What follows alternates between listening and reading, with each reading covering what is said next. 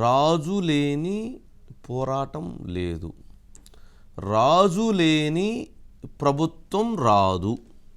ఇది ప్రజలు లేక రఘురామకృష్ణంరాజు అభిమానులు లేక వైసీపీ వ్యతిరేకులు లేక తెలుగుదేశం పార్టీ సానుభూతిపరులు, తెలుగుదేశం పార్టీ అభిమానులు, రాష్ట్ర అభిమానులు చెబుతున్నటువంటి అంశం. దీంట్లోనే చెప్పాల్సిందంతా చెప్పాం. ఎందుకు అనంటే గత 3 సంవత్సరాలుగా వైసీపీ ప్రభుత్వం మీద రఘురామకృష్ణంరాజు చేసినటువంటి పోరాటం మరెవ్వరూ చేయలేదు. అది వైసీపీ వాళ్ళకి నచ్చకపోవచ్చు, కోపం ఉండొచ్చు. కానీ ఆయన చేసినటువంటి పోరాటంతో తన్నులు తిన్నాడు, తీసివేసి 3rd డిగ్రీ ఇప్పించాడు, కోర్టులో కేసులు పెట్టారు, తమిళనాడులో ఉన్నటువంటి ఆయన ఆస్తులు మొత్తం మీద రైట్స్ చేపించారు, ఆస్తులు మొత్తం సీజ్ చేపించారు, తీవ్రమైనటువంటి పదజాలంతో ఆయనని ఇబ్బందులకు గురి చేశారు. ఒక 7-8 కేసులు ఎస్సీ ఎస్టీ కేసులు పెట్టించారు. ఆయన గనక ఎప్పుడైనా ఏపీలో అడుగు పెడితే ఆయన అరెస్ట్ చేసి లోపల వేయటానికి, తీవ్ర ఇబ్బందులు చేయటానికి, అసలు ఈ భారతదేశ ప్రజాస్వామ్యంలో ఏ ఎంపీకి జరగనటువంటి అవమానము, ఘోరము, ఆయనకి అన్యాయము ఆయనకి జరిగింది. మరి ఆయన కూడా అదే స్థాయిలో ప్రభుత్వం మీద ప్రజాస్వామ్యంలో హితంగా తన స్థాయిలో తను పోరాటం చేస్తూ, తన స్థాయిలో తను విమర్శలు చేస్తూ, తను రచ్చబండ కార్యక్రమం ద్వారా ముందుకు వెళ్ళారు. మరి అంత పోరాటం చెయ్యటానికి ఈరోజు తెలుగుదేశం పార్టీ ఇంత బలపడటానికి, జనసేన ముందుకు రావటానికి, అలాగే బీజేపీ కలవటానికి, ఈ 3 కలయిక కూటమికి కూడా ఒక ఇంత పర్సంటేజ్ అయినా లేక ఎంత పర్సంటేజ్ అయినా రఘురామకృష్ణంరాజు గారి పాత్ర అందులో ఉంది. అంటే సరే, ఈ పరిణామాలలో రఘురామకృష్ణంరాజు గారు ఇంత యుద్ధం చేస్తే, ఇంత పోరాటం చేస్తే, ఇంత ఫైట్ చేసి నిలబడితే ఆయనకి సీటు ఇవ్వకపోవటం ఏంటి? ఇంత అన్యాయంగా వ్యవహరించారా? ఇది ప్రజల్లో జరుగుతున్న చర్చ. అయితే నర్సాపురం స్థానాన్ని భారతీయ జనతా పార్టీ తీసుకుంది. నర్సాపురం స్థానం నుంచి రఘురామకృష్ణంరాజుకి భారతీయ జనతా పార్టీ సీట్ ఇస్తాము అని చంద్రబాబు నాయుడు గారి దగ్గర, పవన్ కళ్యాణ్ గారి దగ్గర పరోక్షంగా భారతీయ జనతా పార్టీ అంగీకరించినట్లు, అందుకు వీరు కూడా సరేనని చెప్పి ఆయనకు అప్పచెప్పినట్లు.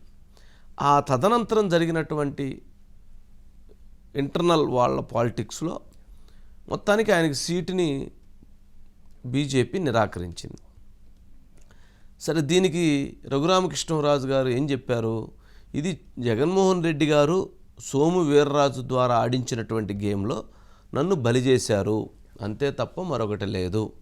ఒక 3 అడుగులు వెనక్కి తగ్గాను తప్ప నేను ఖచ్చితంగా పోరాటం చేస్తాను, కూటమి గెలుపుకి తీవ్రమైనటువంటి కృషి చేస్తానని చెప్పారంటే అక్కడ కూడా తన హుందాతనాన్ని ఎక్కడ తగ్గించాల. కూటమి విషయంలో రాజు రాజే. అయితే కొన్ని అంశాలను మనం కొన్ని ఆశ్చర్యంగా ఉంటాయి. అసలు రఘురామకృష్ణంరాజు గారికి సీటు ఇవ్వాల్సింది ఎవరండి? ఎవరు ఇవ్వాలి రఘురామకృష్ణంరాజు గారికి సీటు? ఇంతకుముందు వైసీపీ కాబట్టి వైసీపీ నుంచి ఆయన దెబ్బలు తిని బయటకు వచ్చి పోరాడాడు. పోరాటం వల్ల జరిగినటువంటి ఎవరికి ఎక్కువ బెనిఫిట్ జరిగింది? తెలుగుదేశం పార్టీకి. అసలు టికెట్ ఇవ్వాల్సింది ఎవరు ఆయనకి? చంద్రబాబు నాయుడు గారు టికెట్ ఇవ్వాలండి. చంద్రబాబు నాయుడు గారు బీజేపీ వాళ్ళని టికెట్ ఇవ్వనని వాళ్ళకి నర్సాపురం ఇచ్చి వాళ్ళని ముందుకు పంపించడం ఏంటండి? ఎందుకు చేయాలి? ఆయన పోరాటం వలన అవునన్నా కాదన్నా ఎంతో కొంత టీడీపీకి, తెలుగుదేశం పార్టీకే ప్లస్ అయింది. మరి అలాంటిది తెలుగుదేశం పార్టీ తను ప్లస్ చేసుకొని తను అకామిడేట్ చేయాలి.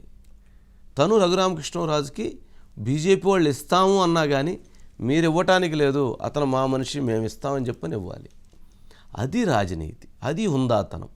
మరి చంద్రబాబు నాయుడు గారు ఎందుకనో, ఏ క్యాలిక్యులేషన్లోనో, ఏ వ్యూహంలోనో దానిని బీజేపీ వాళ్ళు అడగటంతో నర్సాపురం సరే మీరు RRRకి అకామిడేట్ చెయ్యండి అని చెప్పటం, వాళ్ళు అకామిడేట్ చేస్తా అని చెప్పని చివరిలో రాజకీయ కుట్రలో భాగంగా రాజకీయాల్లో రఘురామకృష్ణరాజుని దెబ్బతీయాలి అనేటువంటి ఒక బలమైనటువంటి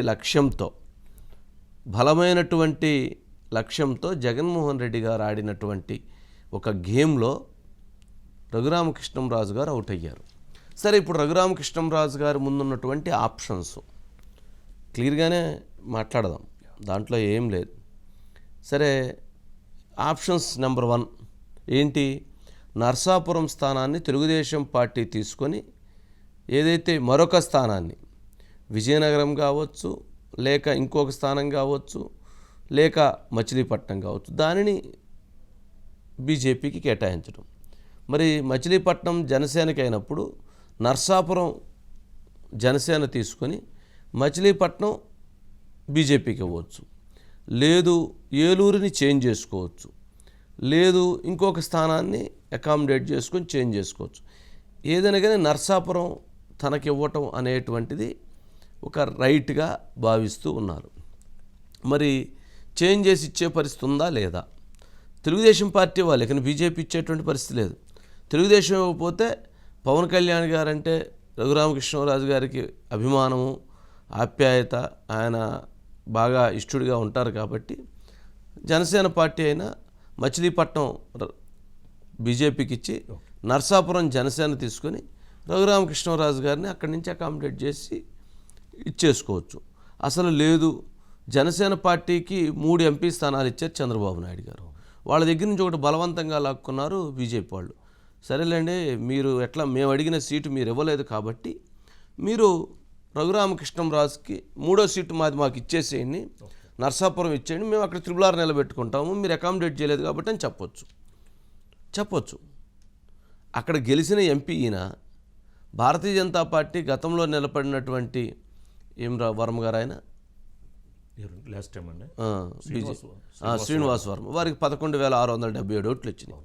11,677 ఓట్లు వచ్చి, సరే నాకు వారు ఎవరో తెలియదు, ఆయన కూడా మంచివారని చెప్తున్నారు, ఆయన కూడా కష్టపడి భారతీయ జనతా పార్టీలో సుదీర్ఘంగా ఉండాలని చెప్తున్నారు.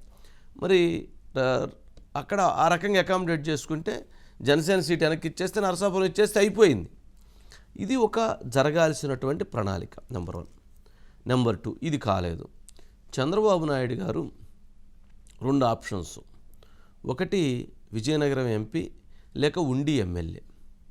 ఎందుకంటే అక్కడ రాజులు ఎక్కువగా ఉంటారు, క్షత్రియులు, అక్కడ ఆ ప్రాంతంలో ఆయనకు కూడా బలం ఉంది. మరి అప్పుడు రఘురామకృష్ణరాజు గారిని ఎమ్మెల్యే ఉండి వేయించి ఆయన క్యాబినెట్లో తీసుకోవాలి. ప్రభుత్వం వస్తే క్యాబినెట్ మంత్రిగా ఉంటే ఆయన చేతిలో కర్ర ఉంటే ఆయన కూడా తనను ఎవరైతే కర్ర తీసుకొని బాధారో ఈయన కూడా ఆ కర్ర తీసుకొని వాళ్ళ మీద యుద్ధానికి వెళ్ళడానికి పనికొస్తుంది. అలాంటిది ఆప్షన్ నెంబర్ 2. అతను ఎమ్మెల్యేగా వేయించి మళ్ళీ ఎమ్మెల్యేగా ఉంచితే ఉపయోగం లేదు, ఎమ్మెల్యేగా వేసి క్యాబినెట్ మినిస్ట్రీ ఇవ్వాలి, ఎట్లాగైనా క్షత్రియుల కోరిక ఇవ్వాలి కదా, ఆ ఆప్షన్ ఇవ్వచ్చు. అంటే అప్పుడు అది బాగానే ఉంటుంది.